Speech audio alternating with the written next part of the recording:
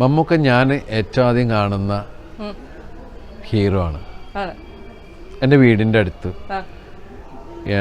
ഇടിയും മിന്നലും എന്ന് പറഞ്ഞ ഫിലിം ഷൂട്ടിംഗ് നടക്കുമ്പോൾ ഞാനിന്ന് സ്കൂളിൽ പഠിക്കാൻ തോന്നും. ഞാൻ വന്നപ്പോൾ അവിടെ ഭയങ്കര ആൾക്കൂട്ടം. സ്കൂളിൽ വിട്ട് നോക്കുമ്പോൾ മമ്മൂക്കയും റീന ചേച്ചിയാണ്.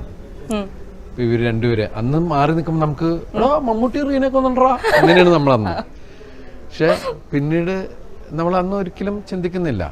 നമ്മൾ ആൾക്കാർ കൂട്ടത്തിലൊക്കെ പോയിട്ട് അപ്പൊ അന്ന് മമ്മൂക്ക ഒരു ചായയും പുട്ടും ഒക്കെ ആയിട്ടാണ് കഴിക്ക് ടീച്ചറെ എന്നൊക്കെ പറഞ്ഞ കഴിക്ക് ടീച്ചറെ എന്നൊക്കെ പറഞ്ഞിട്ടുള്ള ഡയലോഗൊക്കെ പറയണമെന്ന് കണ്ടിട്ടുണ്ട്.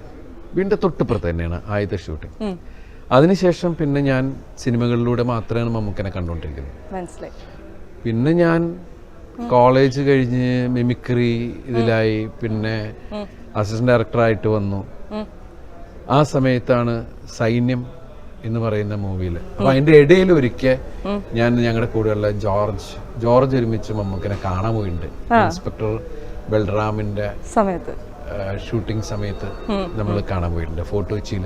മമ്മൂക്ക ജോർജിന് പരിചയമുള്ളതുകൊണ്ട് അങ്ങനെ ഞാൻ മമ്മൂക്കനെ പോയിട്ട് കണ്ടിട്ട് എങ്ങനെ എന്റെ ഫ്രണ്ടാണെന്ന് പറഞ്ഞ.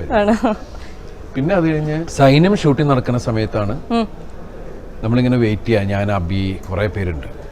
അപ്പൊ വിക്രമൊക്കെ ഉണ്ടെന്ന് നമ്മൾ നോക്കുമ്പോഴാണ് മമ്മൂക്ക സെറ്റിലേക്ക് വരികയാണ്. നമ്മളിങ്ങനെ നോക്കി നിൽക്കുകയാണ്. മമ്മൂക്ക എല്ലാവരൊക്കെ നോക്കി കഴിഞ്ഞപ്പോഴാണ് എന്നെ അഭിനയം ഇവിടെ വിളിച്ച്.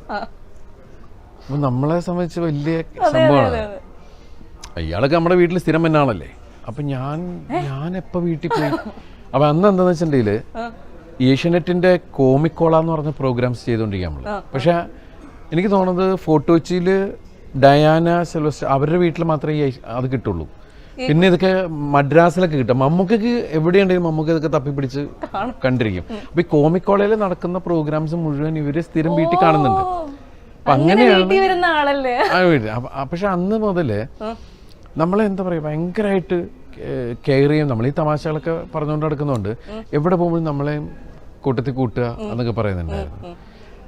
അപ്പൊ അതിനുശേഷം പിന്നെ ഞാൻ മമ്മൂക്കയുടെ കൂടെ അസിസ്റ്റന്റായിട്ട് തന്നെ മഴയത്ത് മുമ്പേ എന്ന് പറഞ്ഞ പടം വർക്ക് ചെയ്തിട്ടുണ്ടായിരുന്നു. ശരിക്കും എന്താ പറയാ അന്ന് മുതൽ പിന്നെ അദ്ദേഹത്തിന്റെ കൂടെ അഭിനയിക്കാൻ സാധിച്ചു.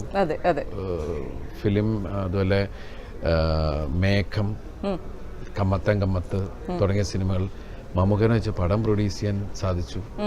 അപ്പം എന്നെ സംബന്ധിച്ചിട്ട് മമ്മൂക്ക എന്ന് പറയുന്നത് മലയാള സിനിമയുടെ ഒരു നമുക്ക് എടുത്തു പറയേണ്ട അത്ഭുതങ്ങളിൽ ഒന്നാണ് മമ്മൂക്കയും ലാലേട്ടനും ഒക്കെ.